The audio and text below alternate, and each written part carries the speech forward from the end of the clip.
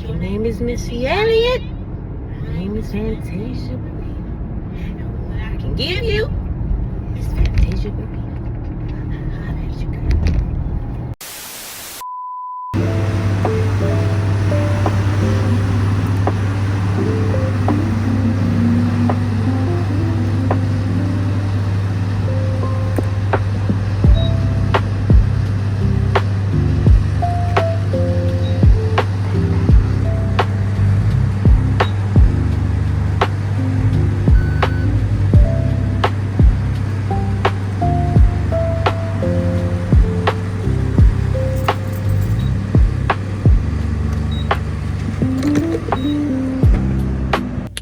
So I'm just sitting here waiting for my gas tank to fill up. I know I should be out there holding the pump, y'all, but I'm not getting ready to do that. I really don't even like pumping my gas.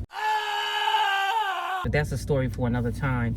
But anyways, I'm driving, to my destination. And I'm just thinking about this video that I had looked at. Let me get my little thing so I can hold because I got to get something up, prop my phone up from here. Yeah, I'm driving to my destination and just thinking about this video I had watched of this girl. She was going off, y'all. She was going off talking about her parents. And I'm a Gen X parent, by the way. And so, I've been looking at content about adult children and parents. And of course I form my own opinion and stuff. And just to be clear, I take accountability with my kids. So I'm not one of those parents that sits there and hears you tell me something that, upsets you or whatever, and then act like, oh, well, I don't know what you're telling me for. No, I'm not one of those type of parents, okay? I take accountability. I listen to my children when they want to tell me stuff. My door is always open to my kids. So that's my circumstance and my situation. But I'm just like, the more I'm looking at this content, first of all, I'm going to have to take a break from this type of content. Because I don't know what type of parent some of these people have grown up with. When I'm $50, when I am, damn, wait a minute. My goodness. When I am talking about parent and adult child relationships, I'm talking about it from the experience that either I've had or that I've had, both as an adult child and as a parent of adults myself. Okay, give me 1 second. But like I was saying, give me 1 second. Ain't nobody gonna pull up behind me. When I'm talking about adult children and their relationship with their parents, I'm talking about it from my own experience. I know I already said that, but I'm just trying to get back in my train of thought.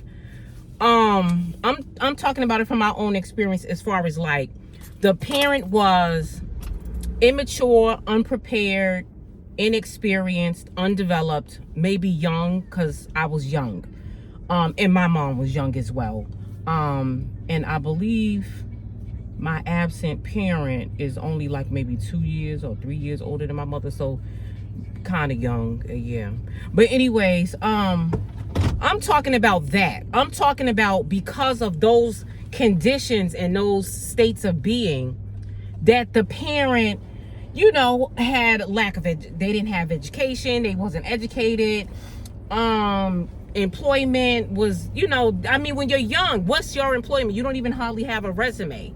Your experience in the world is just next to nothing. And I'm gonna stop at the coffee shop too, so I gotta wait for these cars. And so what do you really have to give? So basically your children are going to end up in survival mode and struggle mode with you because of you. I mean, that's just, we're not here to do blame and fault, but we're just telling the truth. Your kids are going to end up in survival mode, struggling with you because of you. So that's the truth. That's the truth of the matter. And so we just need to take accountability for that, okay? Some of those circumstances put us in situations where, because we had to work, we was leaving our kids in places where we really, maybe didn't want to, or you had to, or whatever, and something may or may not have happened while they was there, and unfortunately that's sometimes what ends up happening is, people have to leave their kids someplace. And thank God that, it might have been some place that, you may not have wanted to leave them, but nothing happened while they was there. Praise God. And sometimes things do happen when you leave them in certain places, and sometimes those things are traumatic. Choices and decisions that you might have made that affected your child. Maybe you didn't have boundaries yourself, so you didn't really have no boundaries when it came to parenting, because again, you didn't know what the hell you was doing. So you was making choices, and your kids ended up in situations that was harmful to them. Watch nobody let me go by. You have to take accountability for that. When your kids come and say, hey, when this occurred, this is how it ended up, affecting me. So when I'm talking about it from those type of conditions. I'm not talking about it from the conditions where, the police might have needed to be called or services needed to be called. Ooh. Type of bug is in here. You need to get your ass out of here. Sorry, y'all.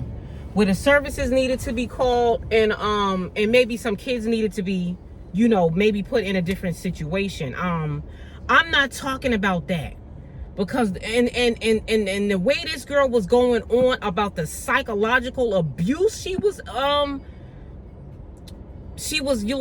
had to put up with, the psychological abuse that she had to endure. I'm just thinking to myself, I don't know what kind of parents some of y'all had. I really don't. And I don't want to speak in a way that is inconsiderate or insensitive to that. I would never. If your parents needed to go to jail or you needed to be put in a different situation, then I understand that. I can understand some of the choices that people are making. I know everybody's like, oh, that's your only this, that's your only that.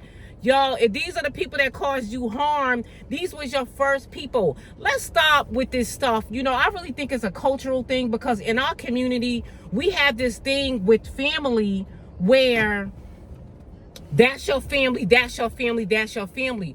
But if the family is crazy, you know how we say it take a village to raise a child? But what if the village is... Then you got a crazy family, and you got to do something about that when you're able to do something about that. And for some people, that is when they get older, they get away from everybody. They don't want to be around none of them. And I don't blame nobody for that, because trust me, I have my days. I have my days, y'all, where I'm telling you, if I had that passport and them dollar signs and my bank account was right, I would be in Bali or somewhere like that, growing old. I wouldn't be here. I would not be here putting up with none of this stuff, because nobody is my nothing. So she was going on, and she was going in talking about her parent. She had gave this example where she said when she was developing, her mother went and got a boob job. Basically, she was just giving, her what she felt was evidence of her mother being in competition with your mother being in competition with you. Damn. Your mother being in competition with you, sabotaging you. This is not just about the going to get the boobs or nothing, but like she was talking about sabotage. And a lot of the videos that I see on this subject is from girl children, adult children that, they were girls, of course, when they was in childhood. But, and some of them are still young. I don't really see people my age on here doing that, even though we can have a pretty piece to say about our own parents. Or some of us are so conditioned to where we would just never say. But they did go through stuff. We know them boomers put people through a lot of stuff. But the boomers got put through stuff too. And I'm not saying that as an excuse. I'm just saying that to keep everything in context. They went through something too. But anyways, just to get back to my point that I was making, I usually hear a lot of this coming from a lot of the girl children when they have grown up. These same type of toxic parents have sons. So are there any guys on here? I want to hear what the guys' experience is like. Do you feel like your dad was trying to, trying to get with everybody that you dated. Like, you know, he wanted to, you know what I'm saying? What did y'all experience? So I want to do a little bit more digging and more information on this, because when I speak on it, I am speaking on it from my own perspective. I'm not speaking on it from a perspective of a person whose parents needed the cops called on them, or who needed to be removed from the home and that sort of thing. I'm not able to talk about those kind of parents. Psychologically abusive, you know, just made you feel hated from the moment you came out the womb. You know what I'm saying? Like, my heart goes out to those type of situations. My situation was more so survival mode struggle, you know, having to deal with conditions that weren't the best. Not really having a model of something that gave me a destination. Like, if it wasn't for teachers in school, baby, I don't know, because, you know, I don't know what I would have did if it wasn't for teachers in school.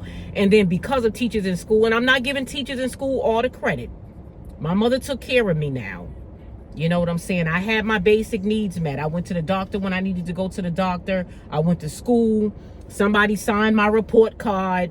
You know what I'm saying? But then there were certain things that, you know, I don't agree with, which is, you know, how we all, like, some of us had to go home and sit there by ourselves until our parent got home. And, you know, you might not have always felt protected. You were in situations where you weren't protected and things happen, which is the case for me. I haven't got into that. I don't think I want to talk about that on the internet, because the internet is too insensitive for me. I can't bring stuff like that I'm working through to the internet. Please. I'm you know, shout out to the young folks who like to come on here and do that, but I would never trust the internet with that stuff. I'll tell you that I've been through something, but I wouldn't lean on the internet for my support for that, because that's just doing too much. I mean, you know, I'll get support for other things, or I'll get support in a certain way, but I wouldn't get into detail about the things that I went through. And I'm sure my adult kids can say certain things like, you know, if you had been able to be home, then I wouldn't have had to always go here or do that. And, you know, and that's true. That's true. I'm telling you, the stay at home mom situation, as long as you're in a healthy relationship, and that's what you guys discussed before you had kids. Like I said, family planning, because thinking things out beforehand matters. That's the ideal situation, because there's a present parent constantly there for the child, and you don't have to do these struggle survival mode things all the time. Like, it's like a condition for some people that lasts for years. Literally, a person can turn 21, 25 years old, and that's all they've ever known with their family. And this is not to throw family under the bus, but we got to keep it 100. Family is our first group of people. So if you're coming from a family where don't nobody know nothing, nobody's growing, nobody's learning anything, nobody's a model for anything, no one's teaching, no one's guiding, everyone's criticizing, everyone's pointing the fingers, everybody's joking, everybody's making fun, everybody's bullying, everybody's making you feel uncomfortable.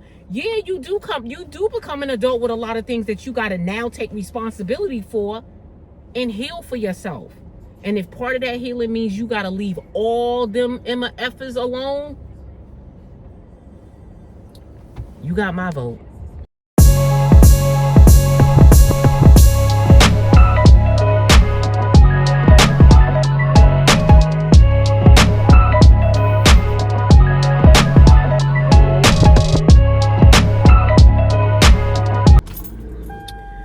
Done with my appointment. Had my last session today. Had to get an infusion. I don't want to get into it. I'm just glad it's over with. Hopefully I won't have to do it again. The last one I had was a little over 6 months ago. Like the last session, because it's usually 5 sessions of it, the last session was in September. So September, and then I started these at the end of July. That's a good 8 months, something like that. So yeah, hopefully I won't have to do this again.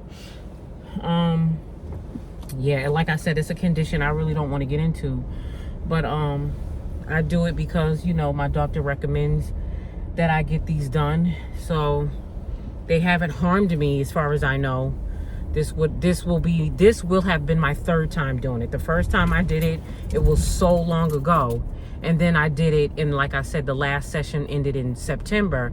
And then for some reason, I don't know, I guess maybe the way I had been taking care of myself or something, I kind of dropped the ball. And I would agree with that. I dropped the ball with as far as like my nutrition and my supplement consistency, my supplement taking consistency. I did drop the ball for quite some time because life was doing a whole lot, and I just wasn't, you know, I wasn't on top of certain things, which is no excuse. I'm not making an excuse. I don't care what's going on in life. Your health is your wealth. But I dropped the ball on the consistency, and it started to show in my blood work. So basically, when she recommended that I do this again, I started it at the beginning of July, and here it is, the beginning of August, and I'm done. I'm done with my fifth session.